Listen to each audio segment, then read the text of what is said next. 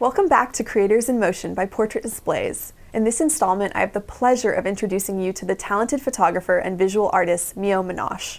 Mio is a Fujifilm creator, photographer, and visual artist based out of Seattle, Washington. His work is focused on capturing and telling inspired stories of travel and life as observed in the great outdoors, the goal of which is to inspire others to go outside more frequently to discover inspirational change in their lives, the way he found it many years ago. With years of experience in the travel, outdoor lifestyle, and photography genres, he is obsessed with applying his creative visions towards projects with partners who possess similarly aligned ethical and environmental focus to change the world within their communities. Join us in this episode of Creators in Motion as we delve into the captivating world of Mio Monasch.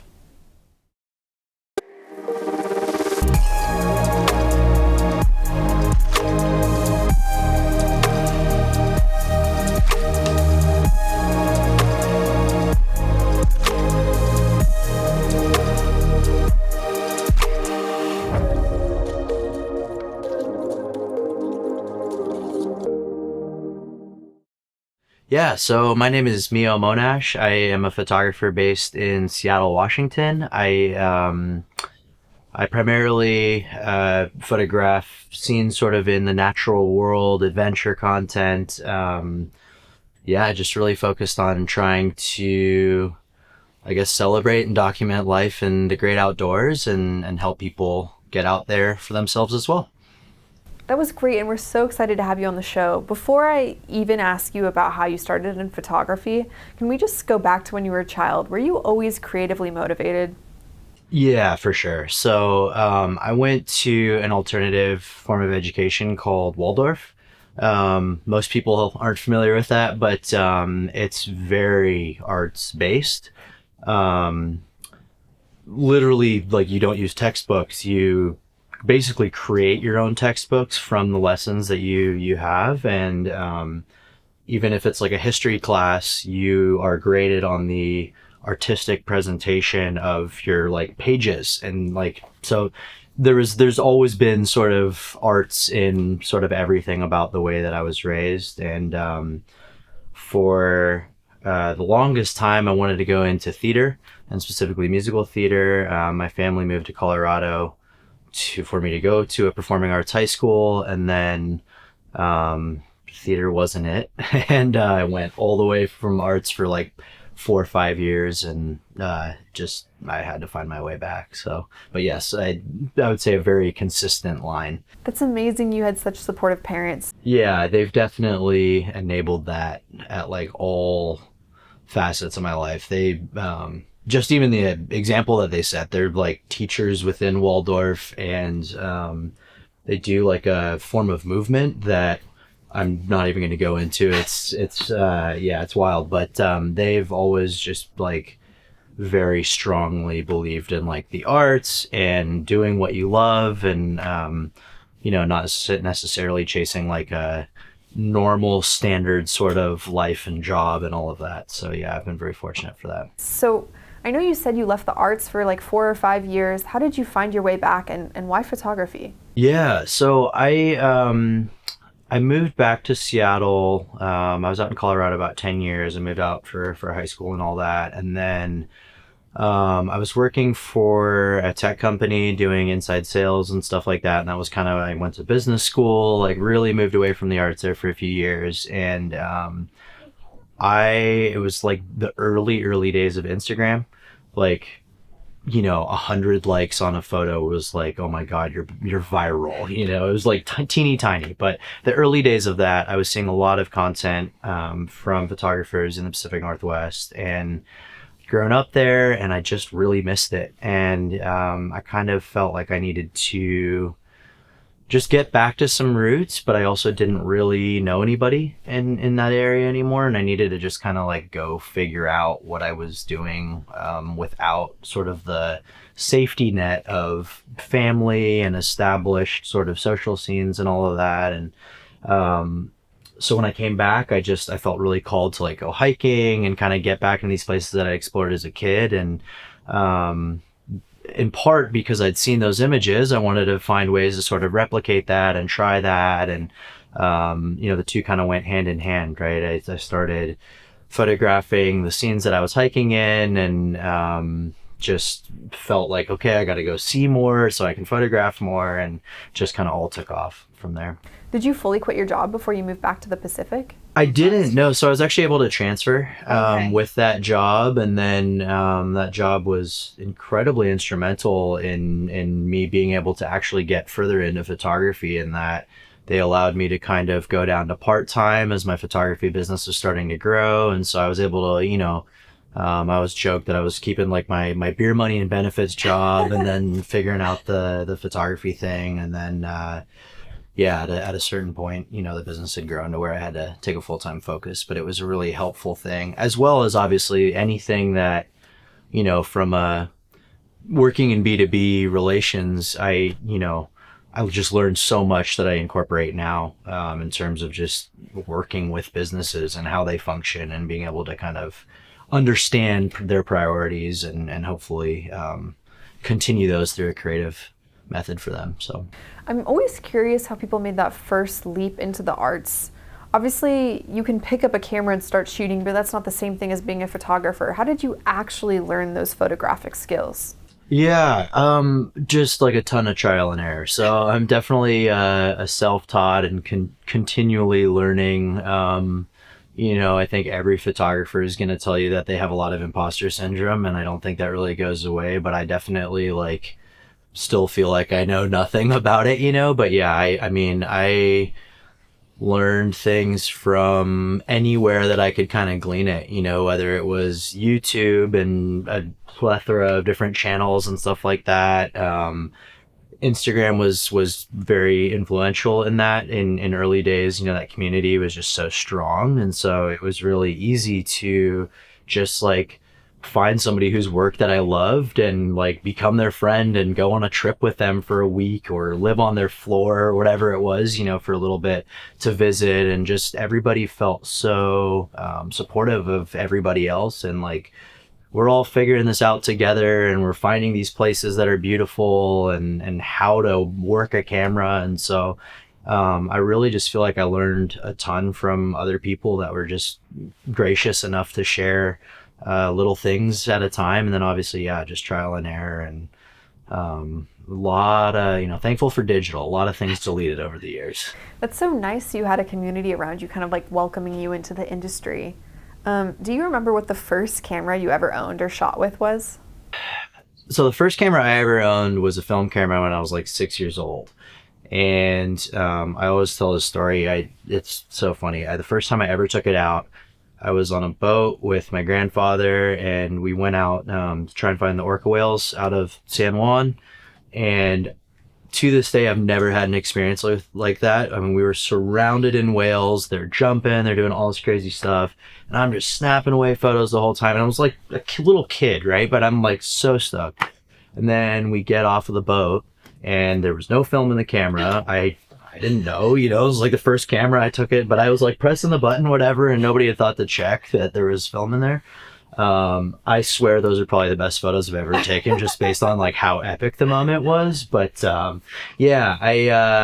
then it's actually kind of funny. The first digital camera that I ever bought was, I want to say, in 6th or 7th grade, and it was a 2 megapixel Fujifilm pocket camera kind of thing. Which probably now would sell for $4,000 on eBay and be the biggest vibe, but so I did that. And then when I kind of was starting to travel a little bit more and moving back to Washington, I got a Canon 6D, and that was kind of my learning real camera experience. And then obviously now I bring up the Fujifilm thing because that's been a huge part. I moved from that 6D to Fujifilm about a year or two in. Yeah, that's amazing. Yeah, could you describe your artistic style in 3 words? I guess the 3 words I would go for would be adventurous, I'm split between emotional and nostalgic. And I think just wonder is, and at least I I don't know. It's always so tough because I think there's so much more that goes into those, right? And it's always hard to know if like the words that you put to it are actually how people perceive and like kind of the feel that they get as well. But that's definitely, I guess, like the goal and what I'm sort of hoping to instill through that. Yeah, I love that. Those are great choices. I know you said those orca photos would have been your best work, and I'm sure they would have. But do you have a single photo in mind that stands out as your best work? Or maybe you have just a specific memory attached to a photo? Yeah, I mean, there's, I think there's always a few, and it's interesting because, like, I think that it's really easy to, like, disconnect, like, what your, like, best photos are that you want in a portfolio versus, like, things that have actual, like, emotional attachment, right? But I would say that anytime that I'm able to grab a photo that's like really capturing somebody's sort of like emotional moment, that's it, right? That's like the biggest sort of target of doing anything that you're, photography is really just about like documenting life, right? And like capturing things that are meaningful that can like translate to and inspire something for somebody else. So I have one photo that I think because of that sort of like I always come back to if I'm asked this question. It's I was up I was in New Zealand and high up on this mountain near Mount Cook, and it's sort of like a view looking at Mount Cook. And I had hiked up with my wife and friends, and we were there.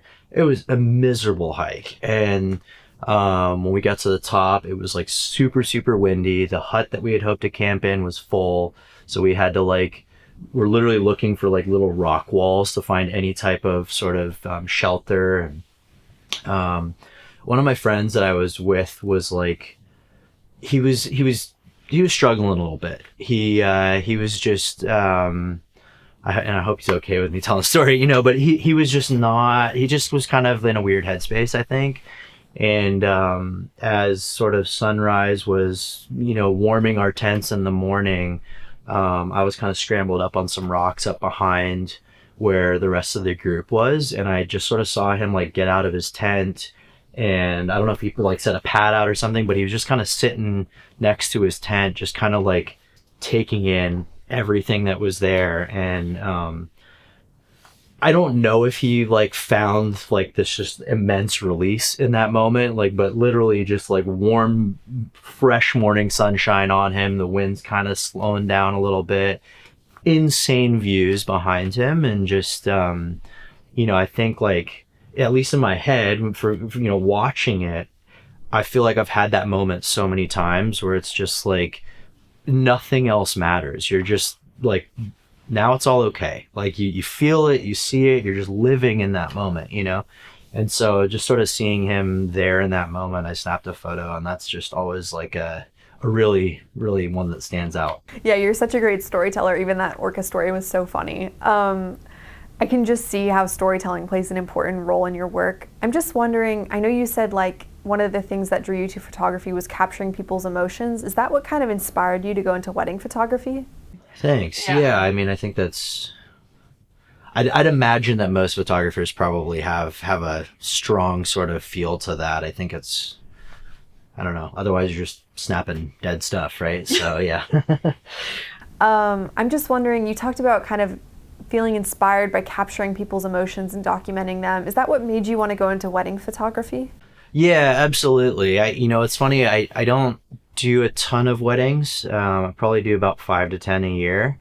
And I really like it that way. It keeps me enjoying it. And I think it allows me to be a little bit selective with like what types of weddings I'm doing. I typically go for more of an elopement, sort of outdoorsy, and just want to make sure it's the right fit for everybody.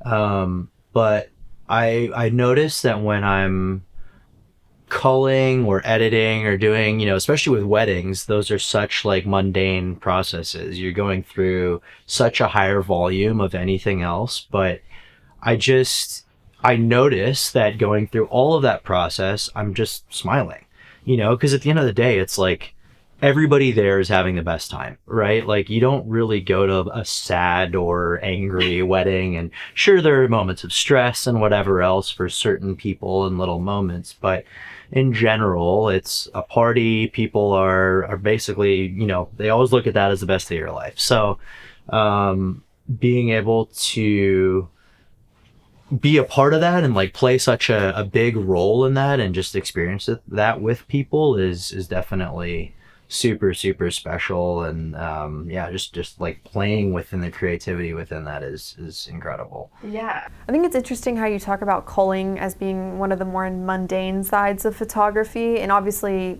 now there's AI that can cull for you, but still you're kind of feeling the emotion with each photo, even if it's in the reject pile. Now, obviously, with the advent of AI, kind of switching gears here, people are talking about photography jobs are going to go out of business. People are making their own headshots with AI. How do you think AI is going to impact the industry? Yeah, and it's a good week to be talking about it too, right? I mean, the updates of the last week have just been insane.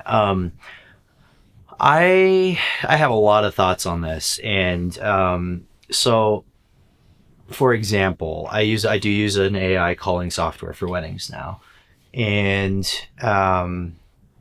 truthfully, I don't believe that it will ever be able to fully replace the human ability to cull. For, I guess the example would be, at least right now, how the software works. It's going to pull 10 shots of the same moment together. And, most AI is going to be looking for the standard things that make the best photo.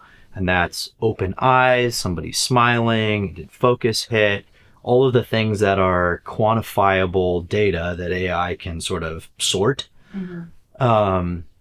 Half of the time, let's say the couple's going in for a kiss. Half of the time, you might have a slightly out of like a soft focus shot, but that's where the emotion is like even more translated because of that soft focus. AI is going to cull that photo out 100% of the time. Or it's looking for eyes that are open. But again, sometimes like there's more emotion when the couple like comes together and their eyes are closed, but they're smiling or whatever it is. There's just a lot of things that I don't think, AI can't feel the way that it looks like or understand the way that it feels to look at that photograph. So I think it's really useful, yes, and getting rid of some of that mundane. I do think it allows you to get rid of, just if you had some shots where you didn't notice that your shutter speed was off and things like that, like it can kind of help you sort things. But I do think that there's still that like human feedback response of looking at your photographs that is just always going to be necessary. Mm-hmm. So yeah, I think there's a lot of different ways it's going to go. I think the other side of it too is like, even just in this last week with Adobe's generative fill, I have saved so much time just being able to like, I was editing a scene of a van in like in a parking lot in front of a mountain, and unfortunately it's a very popular spot that is littered regularly. And to just go in and, it's not to say that I haven't had the option to remove that trash very easily with Photoshop in the past, but to be able to give it a command prompt and have it effectively do the same thing much faster way, I do think that's really, really useful.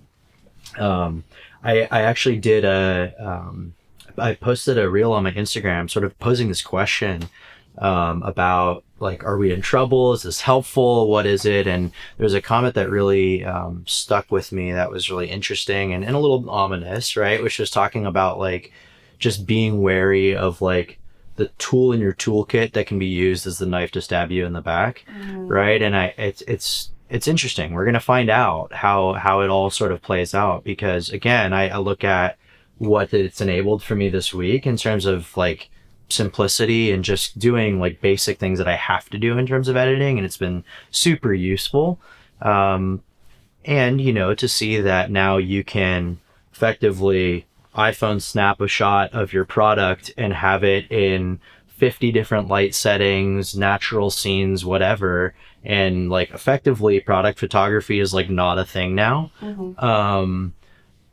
there's always a little bit of cause for concern with like, do brands just kind of like, some brands, everybody's going to look to cut costs, be efficient in certain ways. And so I think there will be ways where that's like fully abused and whatever else. And at the same time, like I always believe there are always going to be companies and people that value the arts, value that sort of human element, and understand that, again, that human response to something can't be replicated or created without sort of the human input and direction and choice, and without having that be a huge part of the creative process. I don't know. I think there's always going to be something a little bit off there. So, yeah, well, I think, jury's out on how the industry is going to respond fully, but. Yeah, that's so interesting. I've seen so many TikToks just in the last couple months of people just testing out that new AI Photoshop feature and all the crazy things it can do. Speaking of kind of Photoshop, can you take us through what your post-production process looks like? Yeah, I would say my post-production process is pretty minimal, honestly. I use Lightroom and Photoshop, and that is basically it for stills. And then I use Final Cut and DaVinci at times, depending sort of on the extent of the project. But yeah, I would say basically just like basic sliders, some HSL, and then just like object removal and just kind of clean up and whatever else. But I'm definitely, say, pretty realist in my editing sort of post process. I obviously like have an established like color grade and things that are kind of like, my sort of, recipe of what everything I want to look like. But I definitely am not like, somebody that's going hardcore into Photoshop and adding in mountains that aren't there and whatever else. And so, yeah, I definitely would say pretty minimal. Yeah, no, that makes sense. I mean, viewing your Instagram, I can tell. Can you talk a little bit about how CalMan is beneficial to you and color accuracy in general? Yeah, I mean, color's like everything, right? And I think, today's world is like super interesting with color, because like if any single person thinks about like how many screens they interact with in a day, it's an alarmingly high amount, and they're all going to look different and be calibrated differently or not even, and whatever. But there's like, and then you start to think about things like, now so many devices have like, night shift and all these different like blue lights and warmer lights and things that they're doing to kind of, be better on your eyes and all that. And like, I think, so I think it was in 2020 during the pandemic, I worked with a display that had no calibration, and I didn't really know. I just needed a different display for how things were going. And it was really funny editing photos and being like, yeah, okay, these things are like, they're looking good, they're dialed, they look like my vibe. And then just even like sending it to my phone being like, what is going on here? Like, this is a fully baked image. It is not me at all, And so I think like just having that accuracy in a way that you can kind of trust and know that how you want to be, your imagery is everything, right? And your color is such a huge part of like who you're representing yourself as an artist. And so just being able to trust that like there's some accuracy in the way that you're editing it, based on knowing that your display is in an accurate color space, is literally everything. Okay, and how did you become a Fujifilm creator? You've obviously been shooting on Fuji for a while now. Yeah, so I switched to Fujifilm probably like 2017 maybe. So it was, yeah, maybe 2 years into after I had gotten my Canon, 2-3 years in, and I was really interested in sort of I wanted to do more video, and the Canon I had did not do enough there. And it was right when I think it was Canon was releasing the Mark IV. I think that was the camera that had just come out, and they were, requiring you to buy the camera and then send it back to them just to get like C-log on the camera and pay for it and stuff like that. And I had a project where I didn't really have the time for all of that. And I was thinking, do I go Sony? Do I all of this? And so I had a friend that had a Fujifilm X-T2, and he was actually a coworker, and he put it in my hands at work, and I took like 5 photographs with it and just knew that was it. So yeah, then probably like 2-3 years into photographing with their cameras, I kind of started trying to contact them, and it was a rough road for a while. I got sent a lot of emails and a lot of direct messages to different accounts on Instagram and whatever, and definitely a story sort of persistence with just feeling passionate about a brand and really wanting to help in whatever way I could to just kind of get the message out about who they are and what they do. And yeah, eventually just kind of found that right person and was able to just have a conversation with them. And then in 2020, they decided to kind of launch like official teams and actually have people that were working sort of alongside and regularly with them. So, having that relationship kind of brought me into some sort of official thing when that existed. Yeah, that's amazing and so cool. The work I've seen you've done online, like that Indian wedding you photographed was so beautiful. Yeah, so we kind of did everything. So Yeah. I worked, I hired them as a couple to, basically do like an engagement kind of wedding shoot that was for the GFX series. It was for a project for Fujifilm. But then the flip side of it was they were so stoked with how the images turned out that they ended up hiring me for their wedding after that. And so, yeah, that was really arguably one of my like favorite sort of series of photographs that I've ever had. They're just incredible people, and just the trust that they had, and they've become very close friends of mine now. It's just really, really special one. Yeah, with the whole film photography, with the revival of film photography, and obviously it's expensive, to maintain a film camera, shoot and develop film constantly. I keep seeing all these people on TikTok using their Fuji camera, they're using their Fuji in-camera settings to kind of mimic that film look. What do you think about that? Yeah, so I don't have a ton of experience with film. I just never really did much, and by the time I sort of was really getting into photography, digital was pretty well capable at that point. Yeah, the Orchid experience is kind of the most that I have there. I have a few film cameras that I like play around with from time to time, but I think that the sort of like straight out of camera thing that's going on with Fujifilm right now is super interesting, and it's actually a sort of interesting parallel, I think, to this whole conversation with AI, because I do think that there's like a really strong call for just like really authentic, just like this was the moment, there's nothing else, there's no edit, any of that, like this is just how it looked, felt, and whatever else. And so one, that's a really positive thing. I think that when we think about the fears of what's AI going to do, I do think that you see this high demand for this type of experience. I think that's exciting. But yeah, the straight out of camera with like Fujifilm recipes or just like the film simulations, I think it's I'm curious and excited to learn more about it. There's like a handful of peers that are on the teams that literally shoot JPEG for weddings and like huge events, that they basically just know that they're going to get their color and their vibe fully out of body, and that's going to be it. That's how they're going to do it in the field, and just trust that. And then obviously they just have to cull and deliver. So it's massive in terms of like what it saves in terms of time. Mm-hmm.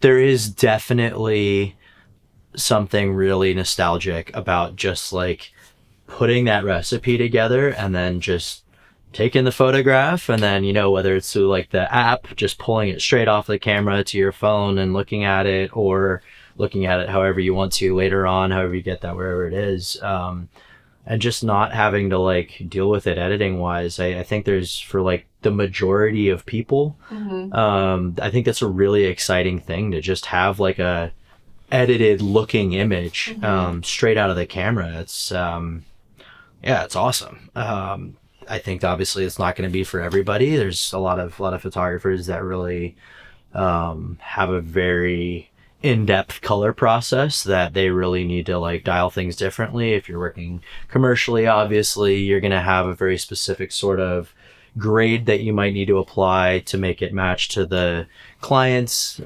content and stuff like that. So obviously it's going to be different for different people. But yeah, I mean, I have a baby on the way, and like we've got the camera ready on the coffee table with the film recipe on it, and I don't think I'm ever going to really edit those photos so much as I am just going to be thankful that they look good and really have nostalgia attached to them based on that recipe, just obviously based on the moment that's already going to be there. And I think it just will take that further. So yeah, I know you kind of talk about your photography journey being tied with your move to the Pacific Northwest and obviously taking a lot of inspiration from nature. What kind of landscapes and subjects do you find most inspirational?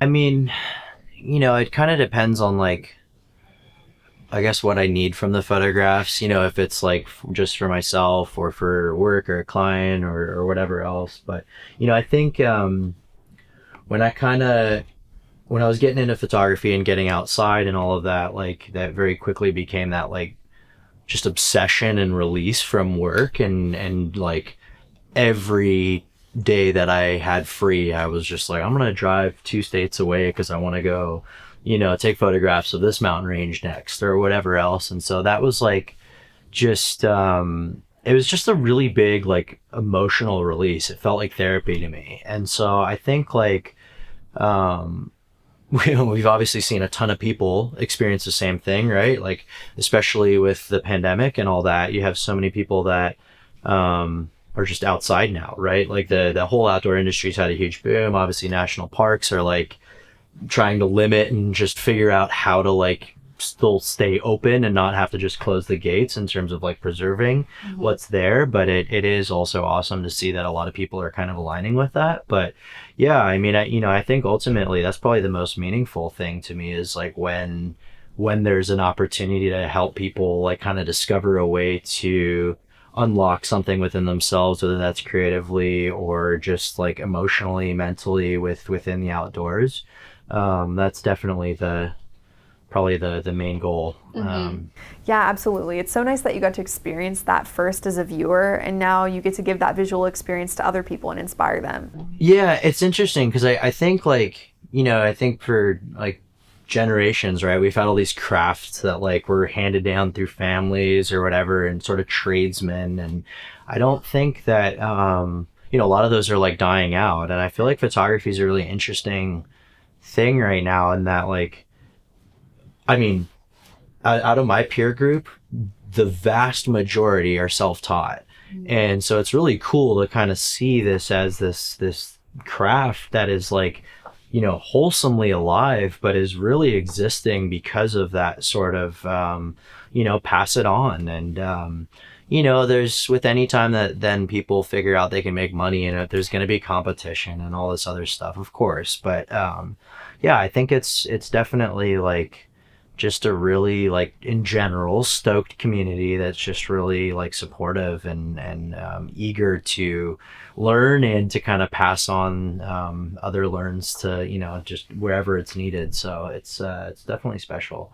That's a theme I keep noticing you bringing up is community, which is really nice. Along those lines, do you have advice to young people who are thinking of picking up a camera or really want to but are dealing with imposter syndrome? Yeah, I mean, I think the biggest thing that I kind of try and remind myself all the time, and I think is really important, is that by the time you figure out how to like expose an image pretty correctly and you start to learn like, okay, playing with, I don't know, just like depth of field and like maybe how to compose and, use depth of field in your composition, and like all of a sudden you like figure those things out and can like basically then edit that, and you understand like just like, again, basic things that you start to bring in. The second you start to do that, what you're going to be able to provide to people, whether it's any field that you would want to go into or genre that you want to go into is probably useful to somebody. And, you know, I think that there's like constantly this thing where it's like, you know, I know for myself, but I see it all the time from in like social media, right? It's like everything has to be this like home run, the best shot ever, all of that. And it's just like, there's millions and millions and millions of people in the world that are looking at content, you know, in every type of genre and whatever. And by the time you're like 6 months into doing something creative and learning it, you're probably doing it better than like the majority of people out there. And so your time is valuable. There's an audience for what you're doing. And, you know, it may not be like Hollywood quality or whatever else, but it doesn't mean that there isn't value to that. And, yeah, it's kind of tough to balance that, right? But I mean, like ultimately, like, you know, a good example is like, I don't ever believe that I will be anywhere close to like the top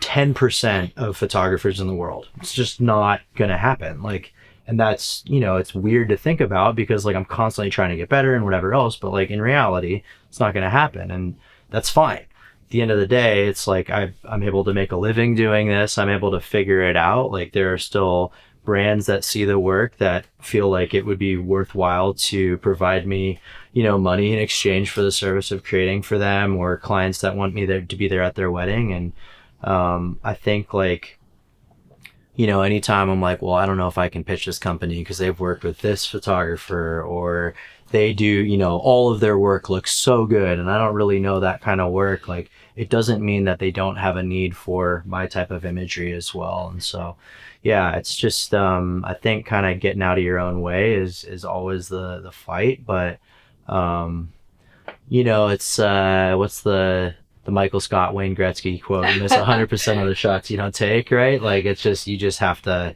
get out of your own way and understand that like you say no to yourself more than most other people do. And so just, yeah, you just got to go for it. Obviously you run a photography business.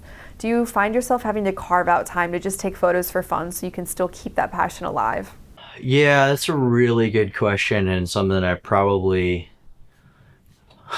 these are always fun questions because it's like, man, I'm gonna give advice or something and then like realize that I'm not very good at following it, you know. But yeah, I mean, you're absolutely right. Like there are incredible photographers that have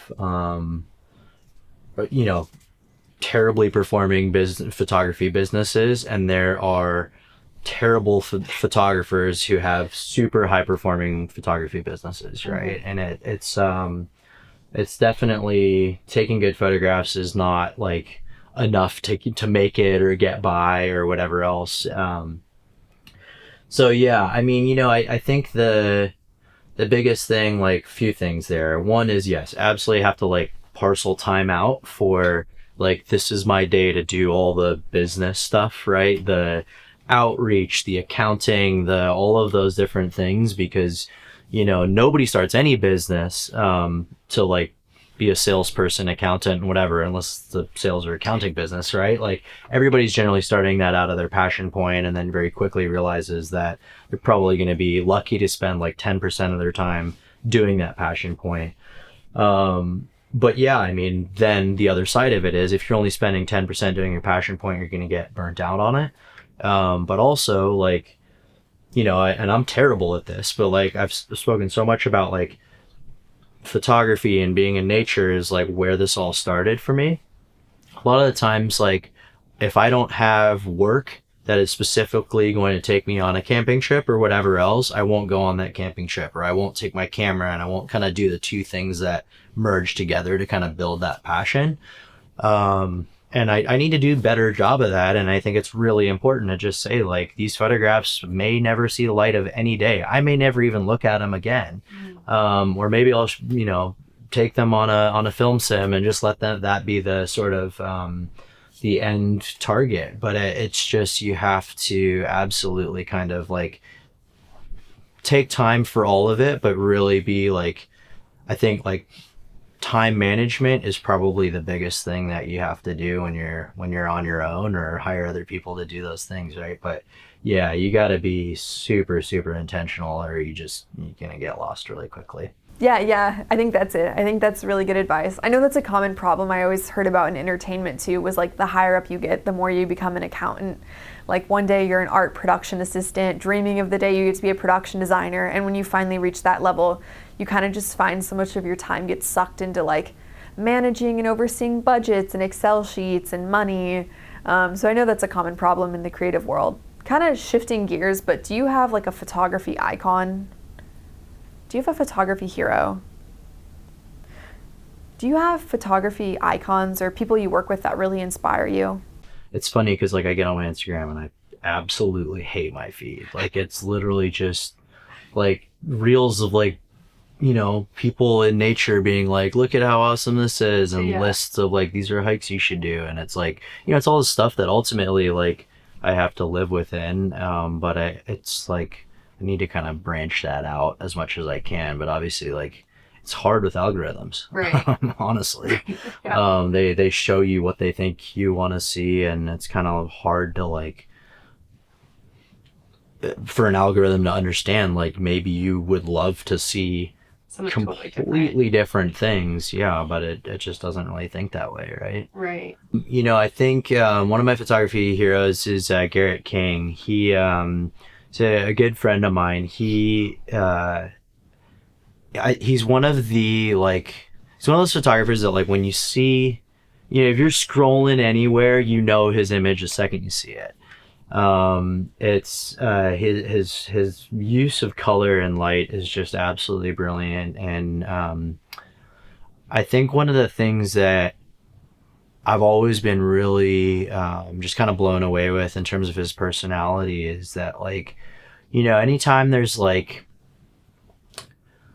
you know, some new social media trend or whatever, like he's one of those people that just doesn't really care, and it's just like, well, it either fits my work and what's important to you know, for me to share and to really be documenting the stories that I want to tell, or like it's not, and it doesn't matter. And I think, you know, it's really easy to be like, well, you have to be doing reels to like make it on social media now, and like there's just all these things, and I really value that, like, yeah, he's just always going to be to his own drum. I think that's kind of like the thing that I enjoy the most about just artists, I guess, that I find inspirational in general, is just like when you feel such a strong conviction to create the way that you do, you just like trust that like either people will like it and follow it, or they won't, and it doesn't matter because that's like your life force, so you're just going to keep doing it that way, you know.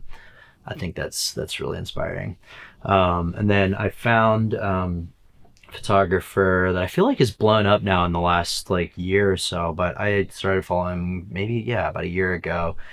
His name is Daniel Casson, I think. He is based in the UK, and he is just like in the English and Scottish countryside all the time, and you know, very simple photographs of like sunrise on like the farm, and just in the sort of like hills a lot of the time, right? The UK is not known for its like mountains and stuff like that, but there's just the way that he works with color, and like the, you know, very rarely even has human subjects, but there is like, I just feel like emotionally called. Like I can, it feels like when I've been there every single time I see one of his photographs, you know? And I think that's always like the thing that kind of nabs me the most, is when it's like, you can actually, you know, you see fog and you're like, man, I can like feel that sort of on my face and what that feels to be there. It's taking a photo of a foggy countryside doesn't always result in sort of that emotional response. And something about his work just clicks like that. Yeah, that's amazing. I'm really excited to look those people up. Yeah, that's amazing. I can't wait to look those people up on Instagram afterwards. Kind of, you were talking about Garrett King, right? And his whole process with color and the light in his photographs. How do you approach color in your own work? Yeah, you know, it's a tough question to answer about just like working with color, because I think I'm still constantly developing that and learning more, and I probably could read endless things, and I'm sure you guys have a ton of resources that I could take further advantage of just in terms of like understanding the science behind it, because I do think like in a lot of times, like when I'm behind a camera, I'm doing math more than I realize, and I recognize there's probably a lot more in regards to color that I'm not so aware of.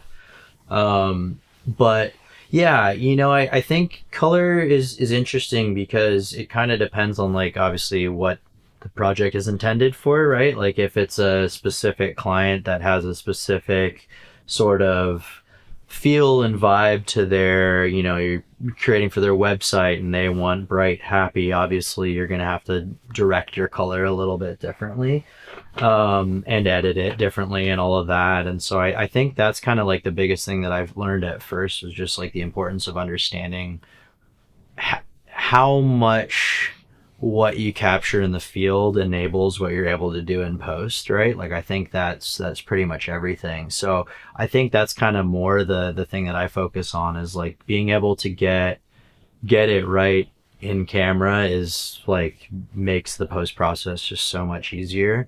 And it's funny because even just saying that, like I think about video, which I'm so green with, and like obviously it's the same thing, but like I constantly look at my video and I'm just like, why do I not get this color at all?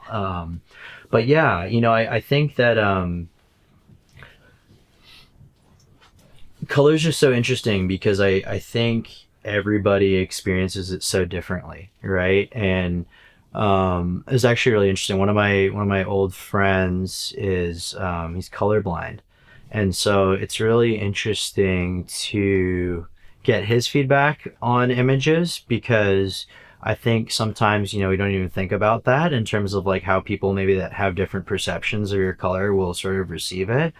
But that was something that I really played with a lot, was like just throwing images into like grayscale and just like seeing if there's still something that kind of fits within that image and kind of conveys some of the emotion, because then when you bring that color in, it just brings it to life even differently. And so yeah, just continuing to learn and kind of play through all of that.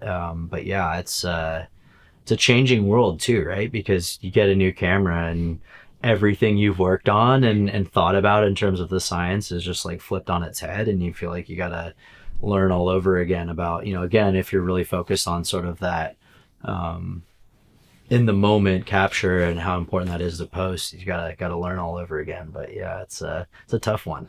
Yeah, that's wild to think about color. I know my brother is colorblind too, and it's so weird to think about how in theory every person can see the world totally differently, especially if you're thinking about between a colorblind and a non-colorblind person. But that's interesting, your process almost mimics that, like starting with the grayscale and adding in the colors one by one to see the impact that each color has on emotion. I think that's really, really cool and unique. I've never heard anyone talk about a process like that.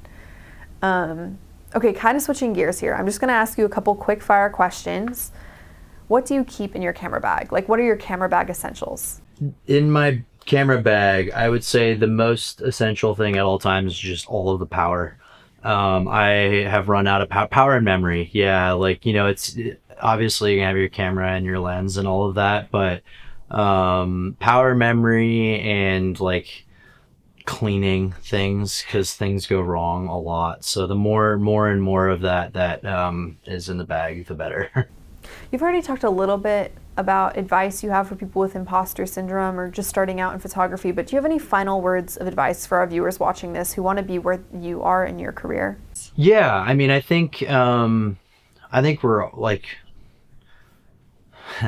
the nature of like fear in humanity is like always going to drive most of us, right? Some more than others. Some people are fearless and just go do, but I think like ultimately anybody that's like doing a career or a passion or just something in their free time that's meaningful to them probably feels like, I wish I had done this more for longer, and so I think like I definitely I don't know, I wouldn't say I regret it, because I think everything happens in its own time, but like the sooner I had found this and trusted my gut that this is where I was meant to be, I think the further down the road I'd be. And I think that goes for pretty much anybody. You know, it doesn't mean that you jump and it just all happens immediately, and everybody has their own different times, and it's so hard to, like, especially in today's world, like, not get onto social media and look at somebody else who started 2 months ago being at the top of the world now and way further. But, you know, I think at the end of the day, if it's like the thing that you love to do, all of those other things are a little bit easier to kind of take with a grain of salt, because, like, if it is what you're meant to be doing and what makes you happy, like, you're happy doing it, and that's what matters. So just allow yourself to be there. That's great advice. Okay, before we stop, I've been wanting to ask you this whole time, but were your parents disappointed when you went into sales? That's a great question. I don't know if they were upset when I went away from the arts so much. You know, I think that I mean, I'm an only child, and I think that probably plays into it somewhat. And I feel just lucky with my parents in general. Like, I feel like, you know, short of like being a serial killer, I feel like my parents would be supportive. You know, like they're just loving, supportive people. So I feel very fortunate for that. But I do think that they're probably a little bit more stoked that I'm back doing our arts. Yeah, but I don't know. I'd have to ask. I love that answer. Okay, well, thank you so much for coming on the show. Yeah, thank you.